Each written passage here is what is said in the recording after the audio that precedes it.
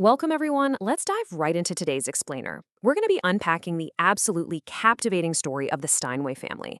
These were German immigrants who showed up in the mid 19th century and built what is literally an iconic American brand. Through just world class craftsmanship, some incredibly strategic expansion, and honestly, brilliant marketing, they created a total musical empire. Let's get into it. There is something special about a piano. Its shiny black case, its glistening white keys, its gorgeous musical sounds. The piano is magical. That quote perfectly captures the emotional pull of their product, right? At the core of this whole business history is this, well, magical instrument. But to truly understand their empire, we need to investigate the gritty, physical reality behind that magic. We're going to find out exactly where these pianos were made, the actual human beings who built them, and the specific, genius strategies they used to sell them to the world. I mean, just look at this explosive timeline for Heinrich Engelhard Steinweg, who, by the way, later anglicized his name to Henry E. Steinway. So the family arrives from Germany in 1850. By 1853, they open their very first small shop in downtown Manhattan. And then boom! By 1860, just a decade after stepping off the boat, they open a massive, state-of-the-art factory in Manhattan that cost an astronomical $150,000 to build. Talk about hitting the ground running. So here's our roadmap for today. First, we'll look at the Steinway magic. Second, building the factory empire. Third, the immigrant workforce. Fourth, selling the Steinway dream. And finally, a century-old legacy. All right, let's kick things off with Section 1, the Steinway magic, the instrument that captivated the world. You really have to appreciate the exquisite detail on a concert piano like this. You see, Steinway didn't just want to be some successful local business. They were gunning for global recognition. And their big, pivotal moment, that came in 1867 when a Steinway piano took home the first Grand Gold Medal of Honor at the Exposition Universelle in Paris. Winning a gold medal over in Europe was a massive deal for an American-made piano. It completely validated their craftsmanship on the world stage, and as you might guess, it sent domestic demand absolutely through the roof. Moving right along to Section 2, building the factory empire from Manhattan streets to Queens acreage. So, as global demand skyrocketed, Steinway had to completely rethink their physical footprint. And that brings us to our first major investigative question. Where were the pianos actually made? Look at the stark contrast between these two maps. In the 1800s, their Manhattan operation was crammed into dense, crowded city blocks, quite literally surrounded by asylums, breweries, and noisy railroad tracks.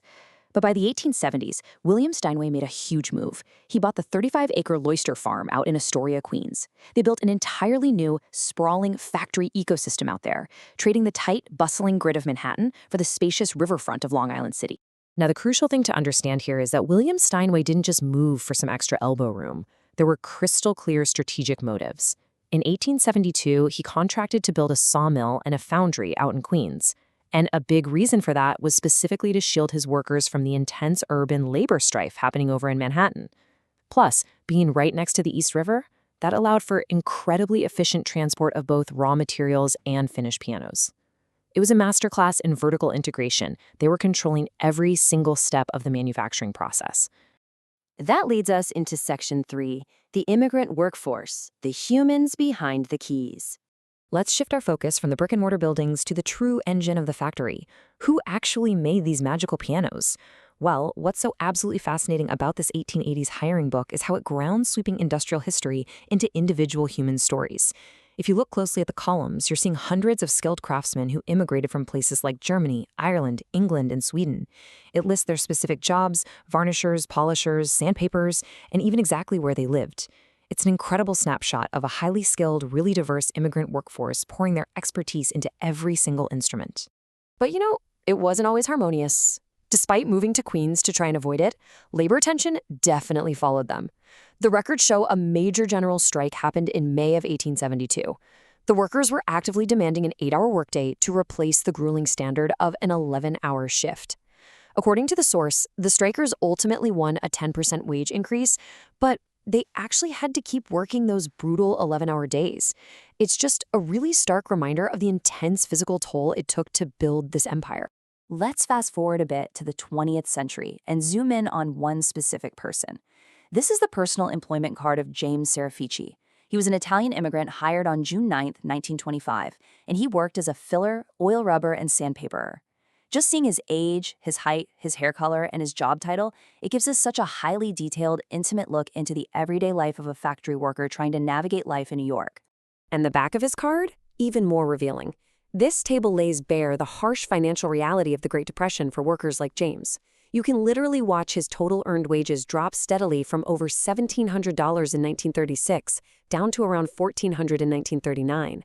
And notice that one specific line from 1937, a $15.22 deduction for U.S. old age security.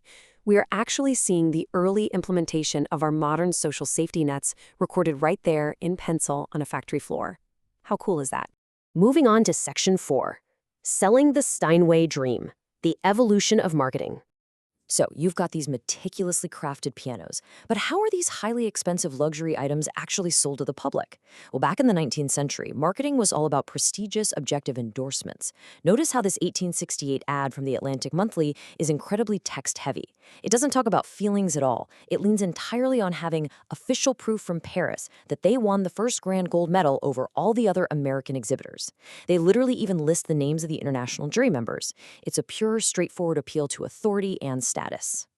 But compare that to this stunning visual from a 1930 Etude magazine advertisement. This shift here is dramatic. There are absolutely no medals anywhere. Instead, the focus is almost entirely on a young child practicing in this very dramatic lighting. And keep in mind the date here, 1930. This is during the absolute bleakest years of the Great Depression. Yet they're offering this piano for $875, explicitly pointing out 10% down with a balance paid over 3 years. This 1930 campaign is a perfect textbook example of what we call a lifestyle ad, appealing to hopes and dreams rather than just product features. Steinway wasn't just selling wood, wire, and keys anymore.